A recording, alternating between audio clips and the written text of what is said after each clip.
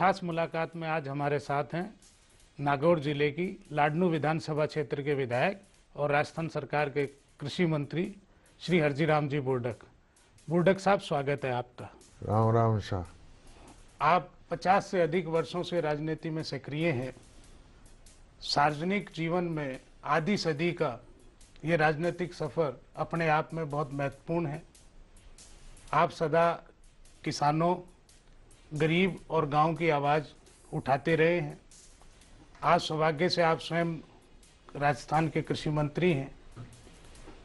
इन वर्षों में, 2 वर्षों में आपने राजस्थान के किसानों के हितों के लिए कौन कौन सी योजनाएं लागू की हैं? राजस्थान के किसानों के लिए मौजूदा सरकार ने कई काम ऐसे किए हैं जो आज तक राजस्थान में क्या पूरे हिंदुस्तान में नहीं हुआ। आज आपने देखा होगा कि किसानों के इनाम की कोई देना तो दूर रहा, बात तक नहीं होती थी। जो स्टेज पर गाने बजाने वालों को तो इनाम मिला है, लेकिन खेत में धूप और गर्मी और सर्दी में सहन करके जनता को पेट भरने के जो काम कर रहे हैं उनको आज तक इनाम नहीं मिला। राज्य सरकार ने सबसे पहले कि प्रत्येक पंचायत समिति से 2 काश्तकारों को 10-10 हज़ार, प्रत्येक जिले से 2 काश्तकारों को 25-25 हज़ार और स्टेट लेवल पर 2 को 50-50 हज़ार। इस प्रकार ये करीब 550 के आसपास काश्तकार हो जाते हैं और 74 लाख के आसपास के इनाम की राशि है। ये आज तक पूरे देश में कहीं भी नहीं हुआ। दूसरा, जो अकालग्रस्त क्षेत्र, आज राजस्थान ऐसा प्रदेश है कि कभी भी ऐसा नहीं होता कि किसी जिले में अकाल नहीं पड़ा हो। हमेशा अकाल पड़ता आया है और पिछले साल 26 जिलों में अकाल था और उससे पिछले साल भी करीब करीब इसी क्षेत्र में अकाल था। तो काश्तकारों को मुआवजे के रूप में 800 करोड़ रुपए वितरित किए। आज तक ये परंपरा ही नहीं है कि काश्तकारों को किसी प्रकार का मुआवजा दिया जाए। उनको रोजगार के लिए अवसर दिए जाते हैं। अगर कोई लोन हो तो 1 साल के लिए आगे किस्त कर दी जाती है, पर नगद सहायता कभी भी नहीं दी गई। और आज तक पूरे देश में ये पहला उदाहरण है। इस प्रकार से अनेक ऐसी योजनाएं हैं जिसके द्वारा राज्य सरकार ने किसानों के हित के लिए ऐतिहासिक काम किया। जैसा कि इनाम वाली बात आई, सरकार बनते ही 100 दिन की कार्य योजना बनाई। मुख्यमंत्री जी ने अपने अपने विभागों के मंत्रियों को भेजी और उसमें मैंने ये जोड़ा था इनाम वाली बात। उन्होंने तत्काल स्वीकार किया। और भी जो भी काश्तकारों के हित की कोई भी योजना जब बना के भेजते हैं तो मुख्यमंत्री की तरफ से उसमें तत्काल स्वीकृति दी जाती है। जैसा कि आपने देखा होगा, पिछले साल आदिवासी क्षेत्र में जहाँ मक्का की अधिकतर फसल होती है, आदिवासी काश्तकारों को 45 करोड़ रुपए के मक्का का बीज मुफ्त में उन्नत बीज बांटा गया और उससे उनकी करीब करीब डबल उपज प्राप्त हुई थी। और इस साल भी देने की योजना है। जो इस पिछली फसल में जो बाजरे के ज़िले हैं उसमें 11 लाख काश्तकारों को, लघु और सीमांत काश्तकारों को मुफ्त में अच्छी किस्म के बाजरे के बीज मुफ्त में बांटे गए।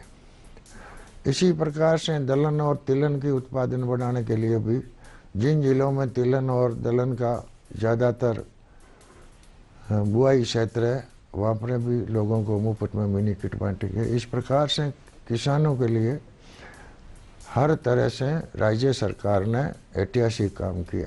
फसल बीमा का योजना पर भी कोई काम कर रही है राज्य सरकार? राज्य सरकार ने पिछले साल अकालग्रस्त क्षेत्र में किसानों को 1397 करोड़ रुपए का इंश्योरेंस का भुगतान किया।